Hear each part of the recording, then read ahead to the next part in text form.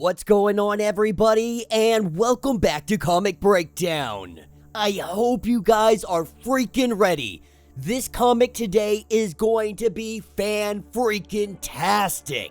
This is X-Men Red, issue number 12. You know, I've said it time and time again, Immortal X-Men and X-Men Red are hands down some of the best stuff coming out of Marvel Comics. Now, in issue number 11, we saw the arrival of John Ironfire, with him first being introduced in Sins of Sinister, being very heavily devoted to Storm throughout the entire timeline. We didn't really know much about his past or where he even came from, but last issue we learned that he is one of the 100 that are under the command of the White Sword, and we haven't seen White Sword in quite some time. The last time that we truly saw him was during the 10 of Swords event, or X of Swords, however you want to say it. We saw how truly capable White Sword can be, especially wielding Purity. But with John Ironfire making his way to Arakko, he carries the sword Purity with him. He carries a message coming from Amith.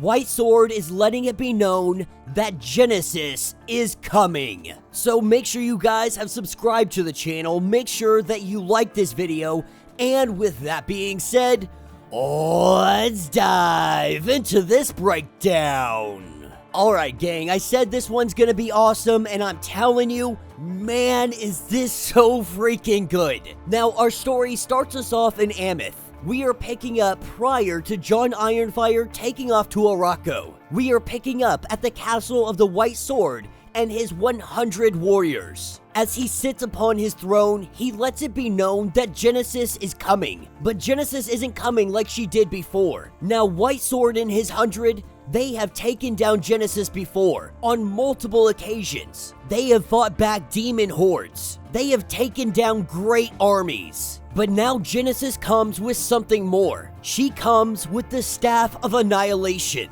a gift from Saturnine. And in the hands of Genesis, this curse has come for them all. And White Sword knows that this battle is already lost. There is no winning against Genesis this time. There is simply standing their ground and fighting.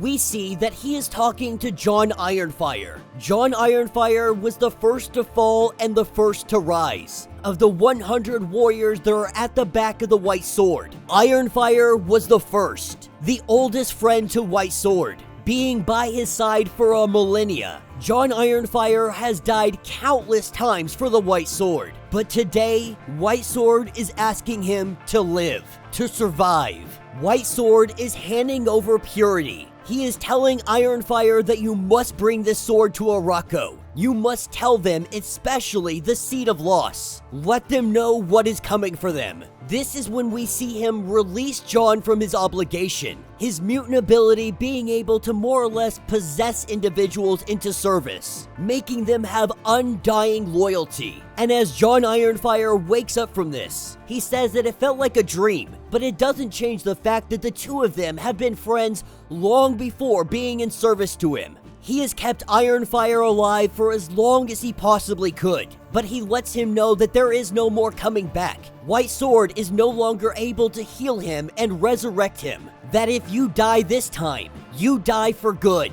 That's when a guard comes running in and lets them know that Genesis is no longer coming. Genesis and her army, they are at the door. As we see these forces moving in, we see the 100. They waste no time, they begin to open fire. And this is where we see the Children of Apocalypse, with Pestilence shooting an arrow. This arrow lands in a mutant by the name of Taurus. With it landing in his shoulder, we see that this is spreading quickly because this is plague weapons. It slowly begins to take him over, and this spreads by touch, which means anybody that he now touches is also with the plague. And while some would want the White Sword to come out and free them of this plague, others say that this is a bad idea, that White Sword must stay hidden, He must stay protected. But White Sword makes his entrance onto the battlefield anyway. He refuses to let his troops suffer in agony for his own comfort. This is where we see him walk up to Taurus, and he is able to free him of this plague. With the wave of his hand, this plague is wiped from all the ranks. And this is where we have Genesis riding in on a freaking dragon, wielding the Staff of Annihilation. She has come for the White Sword. She has come for purity. But the White Sword, he has a question of his own. He wants to know, where is Apocalypse? And while she gives no answer, she only repeats her question, where is the sword purity? Telling him that if you were to hold it high, even now with all the power that she has in her grip, White Sword may have stood a chance. But he knows that that's not a thing that's gonna happen. The truth is, they may have been able to hold them at bay, to hide away in their castle. But White Sword is no coward. He will face them on the battlefield. That he would never stoop to the tactics that Genesis is doing, sneaking up on him, trying to take everything. And while Genesis, she notes this insult, there is nothing to stop them now. With White Sword not having purity, this battle was over before it even began. That's when she rises up the staff, that the time has come for them to acknowledge Genesis's rule, that Arakko calls, and Genesis will no longer take no for an answer. And so, with the staff whispering, the White Sword and his 100, they kneel, much like the possession that the White Sword himself does. The staff takes absolute control of them. They cannot deny the power. They cannot fight against it. When the staff was waved, they became imprisoned into this army. This is why this time is different. Genesis has a weapon that is so powerful, not even the White Sword can fight its effects. And so White Sword and his 100, now under the control of Genesis, all except for one.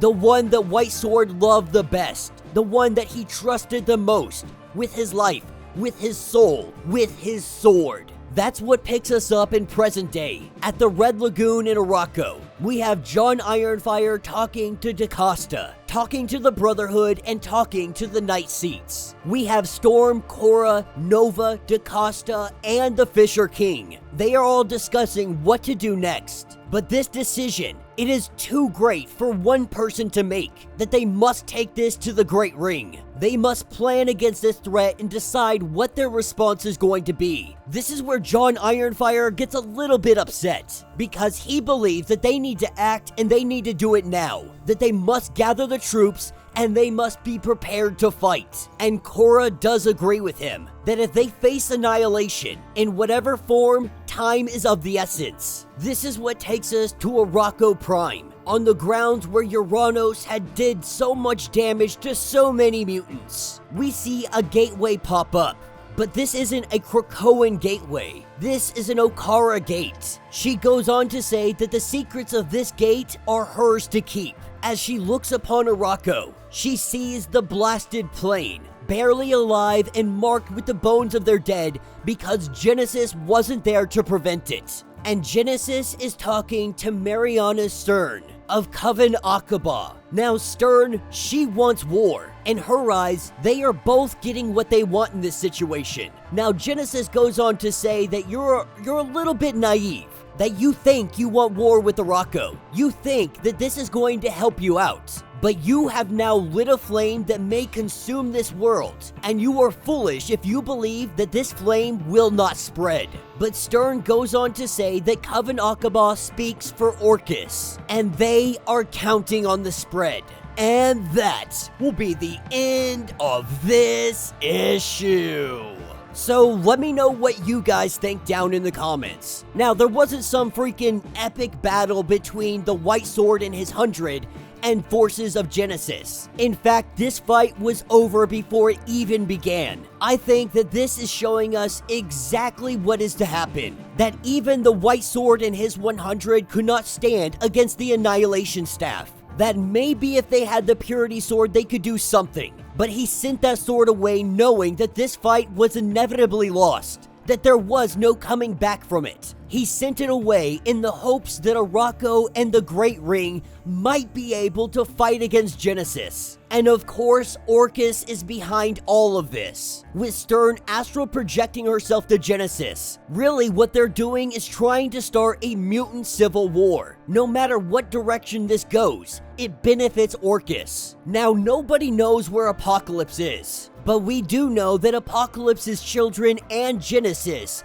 they are on the warpath. It's gonna be very interesting to see what side of all of this Apocalypse is gonna fall on, because his arrival is coming. It is imminent. With Genesis arriving on Arakko, this means that war is here. A mutant civil war is on the horizon, and Genesis, she could end up siding with mutant kind after hearing the entire story from Storm's perspective in the Great Ring. But either way, Genesis is gonna want vengeance, whether it be against humans or the mutants that allowed this to happen. For Orchis, this is all a distraction regardless, with the whole of Arakko and Storm being entrenched in eternal politics, too distracted to see what else Orchis is doing. No matter what happens here, Orchis is winning. The only question now, will Storm and the Great Ring be able to turn the tides, make Genesis and her children see the truth? Or will it be all-out civil war? Let me know your thoughts, let me know your theories. If you would like to get completely caught up on everything that is going on with X-Men Red,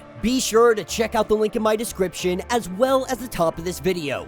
It will get you completely caught up on everything going on with this series. If you would like to support the channel, you can always do so by joining the channel membership, much like Patreon having multiple different tiers, from $1 to $50. From loyalty badges to comics every single month. Not only are you helping out the channel tremendously, but you are getting tons of perks in the process. If you are unable to do this, do me a favor, subscribe to the channel, like this video, hit that notification bell, and with that being said, until the next breakdown.